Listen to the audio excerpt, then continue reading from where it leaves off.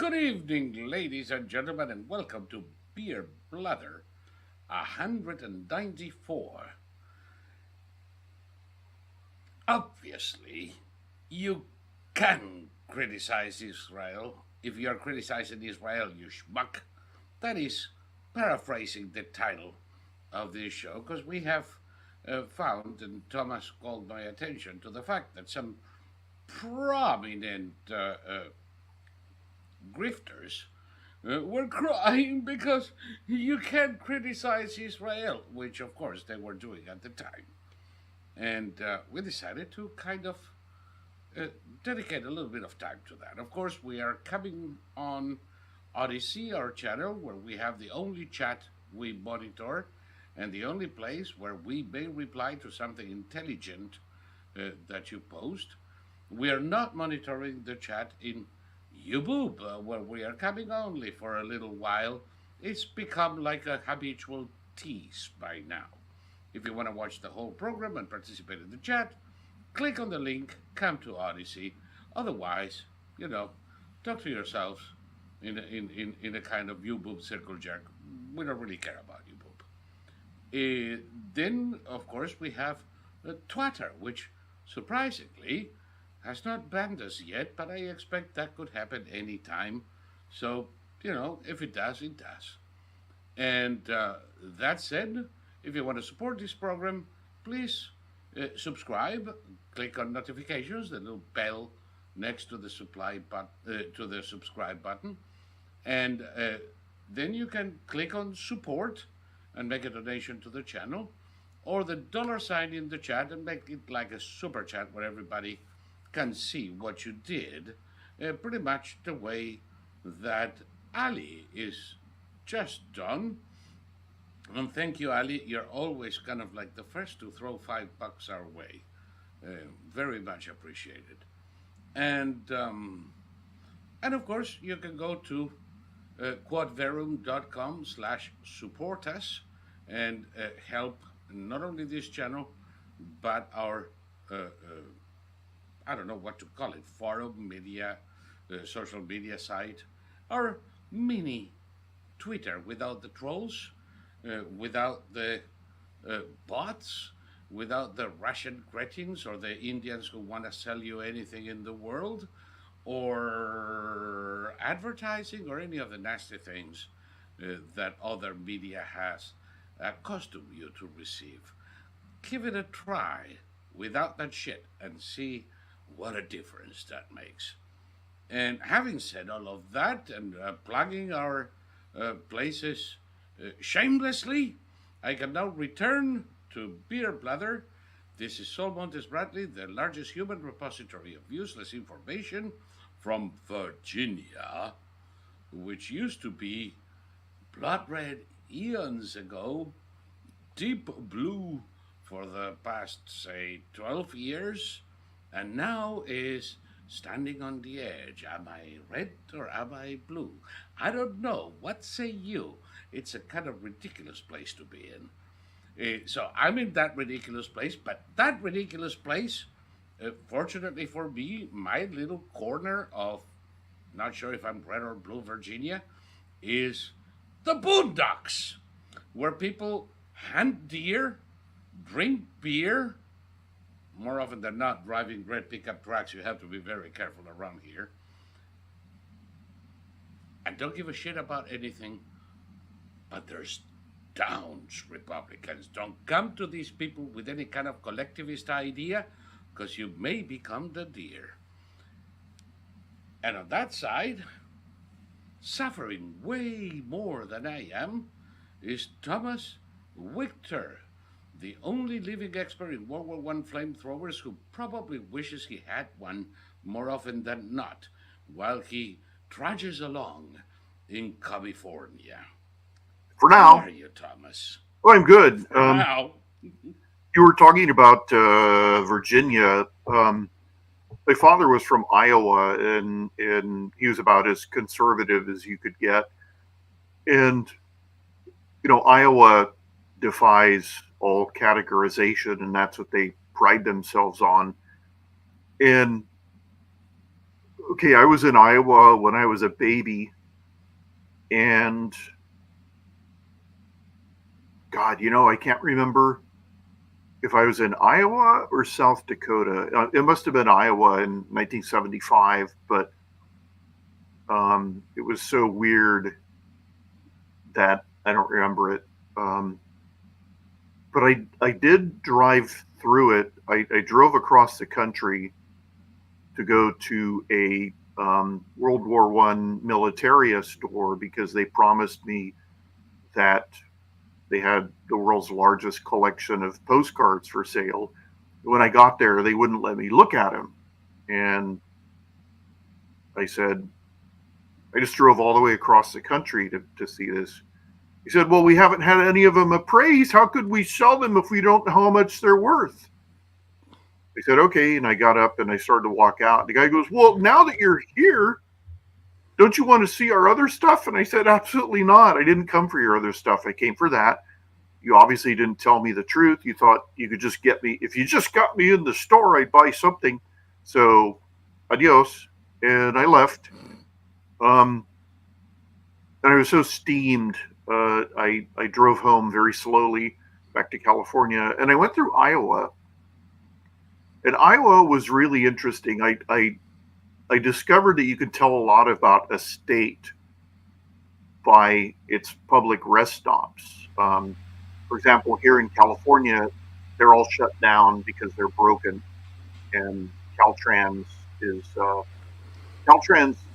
uses all its money to send its members on junkets around the world and everything. And our entire infrastructure has rotted to the ground. And, we have fires and just everything.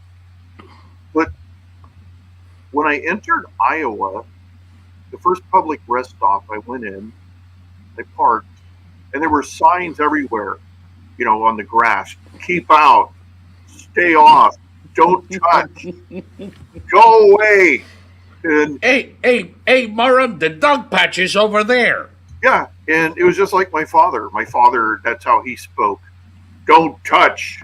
And I went inside, and it was relatively early in the morning, and they had this enormous room, a single room it was sort of octagonal shaped, and there were doors leading off to bathrooms, and they had vending machines, and the whole place was tiled, the floor, the ceiling, everything. And they had these tables that are like, have you ever seen those picnic tables that they look like an upside down octopus? It's like the table is round, and they have these seats that are attached to the pole. Yes.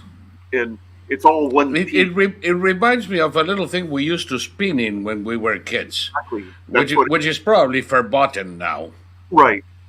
So I got some coffee and I sat down, and the only other people there, it was an elderly couple. And the woman was talking, and the guy was just sitting there kind of staring at the tabletop. And I couldn't understand her except for one word. She was across the room. She kept saying breakfast. So she's like, breakfast, breakfast, breakfast. And the place was so jarring, and it was just so, I've been in California for decades now, and despite everything, you become acculturated.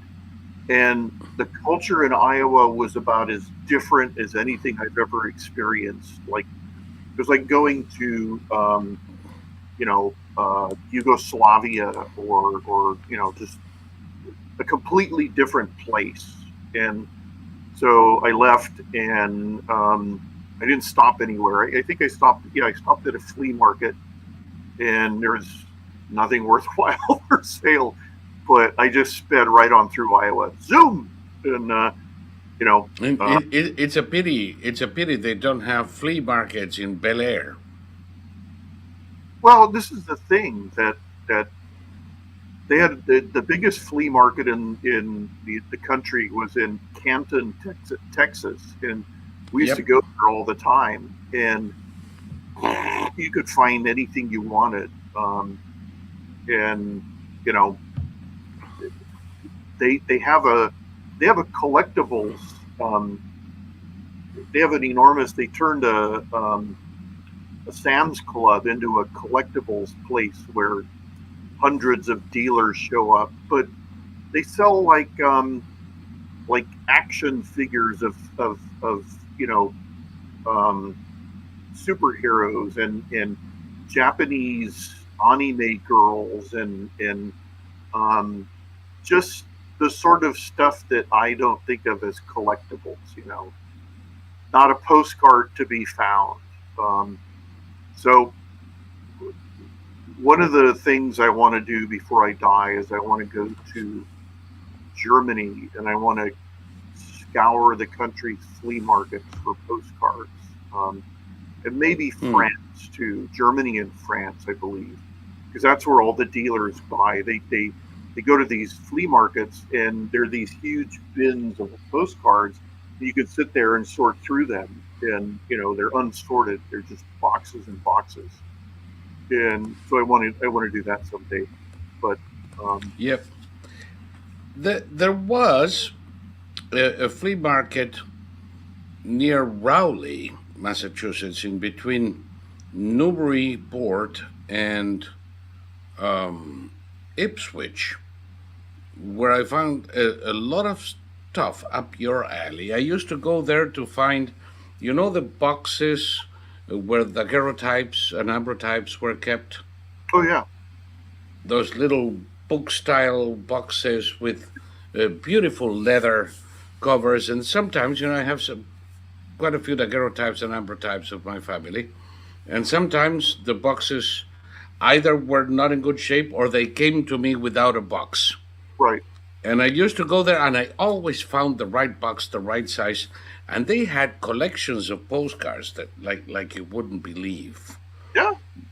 No, There are others in Florida, but I wouldn't recommend it. They don't have this type of stuff. You have to go to the Northeast for these. well, okay. If you buy on eBay or these other auction sites, what these people do is they yank the postcards out of albums. They've been glued into albums. Yep. Um, so they And sell them individually. And sometimes they yank the pages out of library books and sell those. do that at the National Archives. They were showing. Oh, come on. In the National Library in Buenos Aires, there isn't a single engraving left in any book.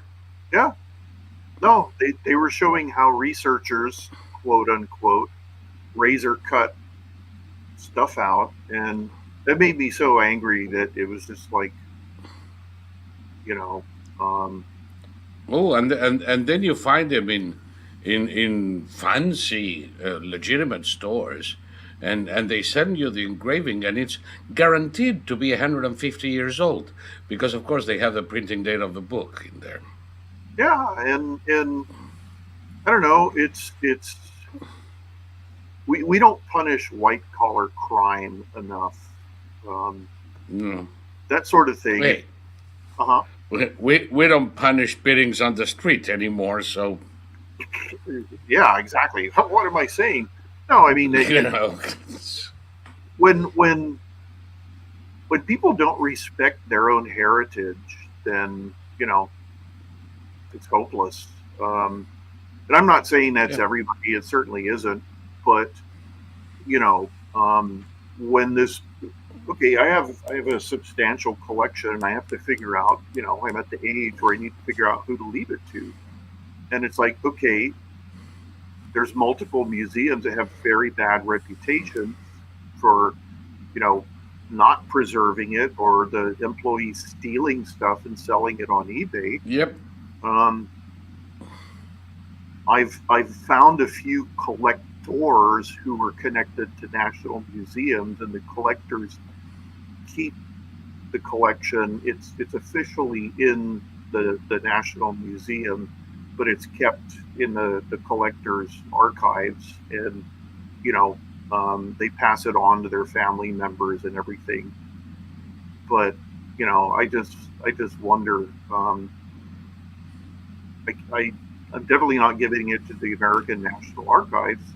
Remember in the 70s there was a fire in the military. Sandy Berger will get it in his pants.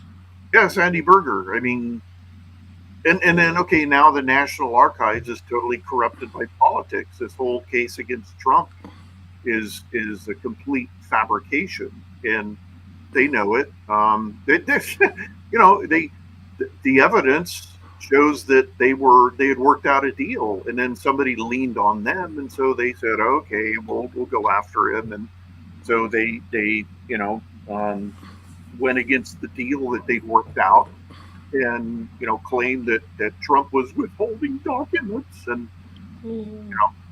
But by the way, if I'm withholding documents and I don't tell them, how do they know which documents I'm holding? You got me. It's bugged me from the first claim made by these cretins. It's like, wait a second. If you know the exact documents the president is holding, and he didn't tell you he was holding them, how do you know? Well, I mean, do they do scapulomancy? See, I don't know. I mean, because if you try to find a document yourself, it's like, oh, we can't possibly find that. That the U.S. Congress, both houses of Congress, are nominally prohibited from engaging in insider trading, but if tell you it want, to Nancy Pelosi, right? Right, and if you want to find out if somebody's doing that, none of the documents related to all that have been computerized. They've all been buried in various archives, all scattered all over the place. So it would take you like months to figure things out, and that's all by design. Yep. So absolutely. Not to mention the fact that Nancy Pelosi is prohibited from trading. So the big trader in the family is Paul Pelosi. Yeah, and boy, he really seems like an ace moneymaker, doesn't he? I mean, come on, he makes Warren Buffett look like a moron. Well, he only picks wieners. I've seen one DUI video, and then the video where the guy whacked him on the head with a hammer. Yep. I think that trial has just started finally. Who are they blaming? They're blaming somebody. The defense is that this guy was radicalized by Tucker Carlson. Trump. He was radicalized by Trump. By Trump? No, yeah. I don't know. The guy was a fucking anarchist, a pothead living in a trailer park and being a hippie. But all of a sudden, they're going to figure out that some supposed right-wing ink shitter radicalize him.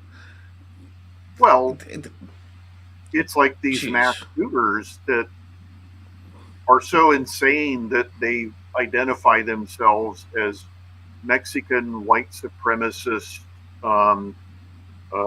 vegan environmentalist Republicans, and it's like, I'm sorry, you're just crazy. And of course they seize on that, the Republican part, and they conveniently ignore all the other stuff. The rest of the thing, like this guy, yes. Yeah. And, the thing is that these people are crazy. It doesn't matter what their politics are because they don't have coherent politics. Oh, God. Ayo from the Emirates is clarifying the point for us. Tim Pool and extremist video game YouTubers is what the defense lawyer says. The video game made me do it. These people are... If the judge doesn't throw that defense attorney out a window, they're all insane. Well, if you know anything about Tim Pool, you know that Tim Pool is a notorious fence sitter.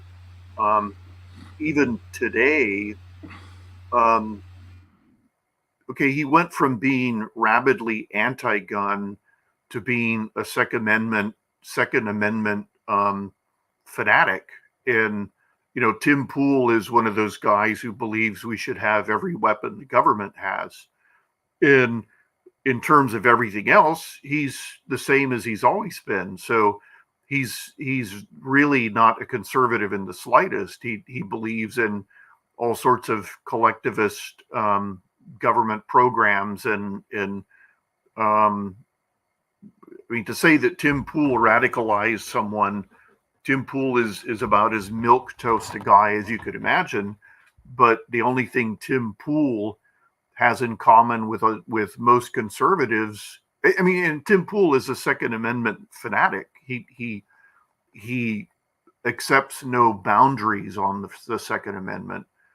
And the funny thing about all these people who call themselves Second Amendment fanatics, you can buy a machine gun in the United States. It's just very, very expensive.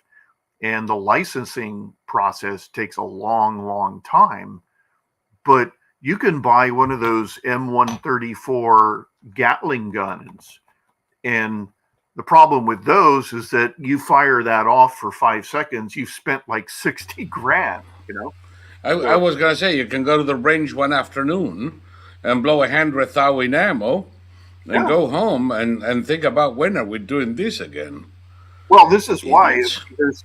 there's approximately six of those guns that are in constant circulation because some rich guy buys it, and it costs 800,000 just to buy the gun, and then you take it to the range, and like you said, you run through hundreds of thousands of dollars, and they Yeah. go, "Why did I do I, this?" They sell it again. I had a friend who had a 1776 cannon. Yeah, He had a cannon like George Washington's army or the lobsterbacks could have had. And he used it every 4th of July. He would do 13 salvos. Of course, with no real cannonball inside. It was so freaking loud. There were reports of people hearing it miles away. yeah, And it was a famous thing. He had a nice house near Asheville in North Carolina. And we used to go there, have a ton of beer and cider, and then fire the cannon in colonial uniforms, mind you. yeah, Eh, you don't want to know how much money firing blanks in that cannon cost. yeah. No, I mean, you can buy a fully operational World War II battle tank. It's just Yes. that, okay, there's a YouTube channel called Demolition Ranch where they shoot things and blow things up. And every now and then they go to this, it's a pyrotechnic company, and they do skyrockets, they do explosives, and they have a fully operational, I think it's either a Sherman tank or an M26 Pershing, which Hmm. um, was the very last tank we had in World War II, and we used it in the Korean War. And it's got a fully operational cannon. And you can have one of those things, but again, these guys have like federal licenses, stacked up this thick, and it costs tons of money to get those licenses, and you A guy I know here owns a few of those, yeah, and in order to try and make it easier, he set up a tank museum.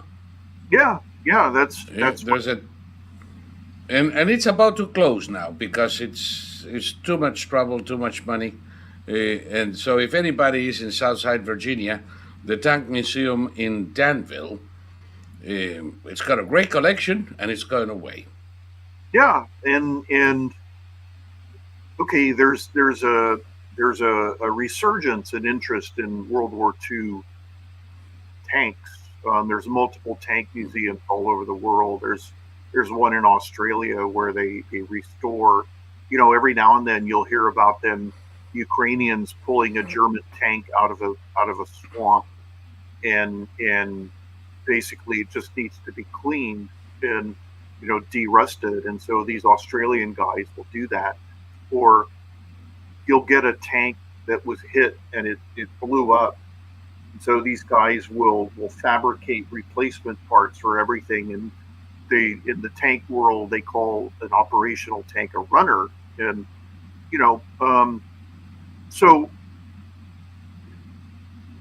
it's better late than ever. When it comes to aircraft, there's so many examples of aircraft that, you know, thousands were built in World War II, and there's not a single flying example left. You know, No. Come on. How many thousands upon thousands of DC-3s were built? oh, you know, In the 90s, there were still about 1,500 operational in cargo companies in Africa and the Caribbean. Now, I haven't seen one in I don't know how long. And by the way, that was a little workhorse. That plane with good maintenance could last forever. yeah. I mean, But they're disappearing anyway. it's okay. The Brits, was it the Brits? Some countries would save one example of everything, and refurbish it and do everything, and Yeah. we've done that to a certain extent. Um, Yep. but Well, there's that. The Air and Space Museum has a wonderful collection. Yeah, there's that huge boneyard in Arizona Oh yeah. that's where they would send everything out there. They would pickle it, as they call it, to keep it Yep. relatively good shape. But they had the last Convair 880s and 990s in the private sector of the boneyard, and my brother went out to see them, and he took pictures of everything, and he went on board and all of that. And then the owner decided, you know what, I'm going to chop these up. And there's these really sad videos. They use this giant guillotine that they drop from a crane, and just chopping it all up. And I don't know. Literally. Well, my pride and joy, the Juan Tripe, it was Pan Am's flag aircraft and mine in Aeroposta, N747. Imagine that. It was the first 747 in commercial operation. Mhm. The second one built. The first one was used for tryouts and training, and it's in Boeing, and it was never in commercial operation. The first one in commercial operation was N747PA, dubbed the Juan Tripe, the legendary Pan Am CEO. And it ended up in the boneyard. And eventually, it was a property of GE Capital, Guinness Speed Aviation. And it was eventually sold, the fuselage, and it became a restaurant in South Korea. Yep. Close, actually, not in Seoul, but in a town to the north of Seoul, very near the DMZ. And that was the end of it. I always thought that if there was a plane that deserved to be in a museum, it was that one. After all, I didn't own that many, so it should be in a museum, right? Well, what's weird is that they've discovered that the stingiest people in the world are leftist billionaires. And think about, okay, there's only a handful of, say, original World War II German aircraft with the original paint schemes and all that. And there was one that the British had, and it was a jet. It was the Messerschmitt 262 jet, and the Americans had captured it and taken it home, and they'd slopped a big coat of olive drab paint over it, and the original paint scheme was preserved under that paint. And so this British museum got it, And it took them 15 years to restore it because it was all done by volunteers. And you think about someone like Elon Musk. I mean, I'm sure he has everyone and his grandmother, his people have everyone and his grandmother begging him for money. I don't care what these people say. They're not so busy that they can't. Well, Musk has proven it. He's on social media all the time. But if I had too many billions for me to even count, my interest is in aircraft, things like that. I would look around for people who were trying to raise money to restore something. And I would tell them, I'll pay for it. Let's get this done in short order. Hire people full time. I'll pay their salaries, and here's the contract. Let's sign it. And you wouldn't even feel what it cost you. They never do that. They never do quirky things like that. You always see these. No, but they will give you $500 million to defeat Trump. Yeah, I mean it's demented. Or money to the Palestinians, for example. Yeah. Money to Hamas. Let's look at someone like Taylor Swift. Taylor Swift is now the. Why should I look at her? What have I done to you? Well, I mean, why do you want me to look at that string bean with no brains? Well, take Taylor Swift. I'll say, take my wife. You want me to look at something? I look at Kate Upton. Okay, but in the case of Taylor Swift, I mean, this is somebody. I mean, okay, these people all spend their money, and God bless them, they can spend it on whatever they want. I don't oppose wealth. They buy horrible, ugly, nightmarish houses. They have massive entourages. And, okay, in the case of musicians, it's true that they have to spend all their time touring now. But there's a lot of downtime in touring. And, I have no idea what Taylor Swift's interests are, but if I were mega wealthy, I would be looking around for little projects to donate money to. And well, you mean there should be more Jay Leno's over there? Yeah, Jay Leno's, because he certainly helped preserve more unique cars than the rest of the world combined. Yeah, or Frank Sinatra. He was another one that he was this. They estimate he gave away over $800 million, and over his career, and that's just in raw numbers. Just imagine, $2,000 in the 1950s. So, but that could buy you a house in Florida. Yeah, but literally, today, I know we're on Twitter, but Mr. Musk is having all his advertisers, not all, but he's having major advertisers flee because... Yes, boycott him, mind you. Yeah. X has become... And let me see, let me prepare these for your statement. Okay. Are they living en masse because Twitter is a platform for Khamenei? No. Are they living en masse because Twitter is a platform for Maduro? No. Or Putin? No. Are they living en masse because Palestinian Islamic Jihad and Hamas and Hezbollah use Twitter to propagandize and recruit? Okay, now we're getting closer. You're getting warm. And why, pray tell, are they living now? Well, it's the big advertisers are leaving because the current wave of psychotic, Jew hate that's being expressed in this country and all across Europe and even in places like China, of all places. The Chinese have suddenly discovered Jew hate. They hate anything that looks like an ally of the U.S. I guess. I mean, who knows what the Chinese,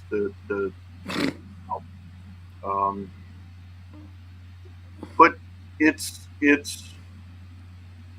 people refuse to control their mouths, and the second anything happens involving Israel, they go. I mean, the last time this happened, I was on Twitter. It was 2014, and you know, as much as the Israelis allegedly committed genocide in Gaza, with the population having doubled since then, by the way, never mind. That was nothing compared to what the Israelis are doing now. And this time around, Hamas is done. I mean, Hamas is destroyed. Okay. We are about to enter the adult swim when we Yes. deal with real problems. So we cannot do it in YouTube, where a bunch of nose ringed, tattooed, pink haired little fuckers are going to tell us what we can't or can or cannot say. So this is the moment where we leave YouTube. If you're watching us there, come over here. It's only 2 clicks. If you don't, well, bye.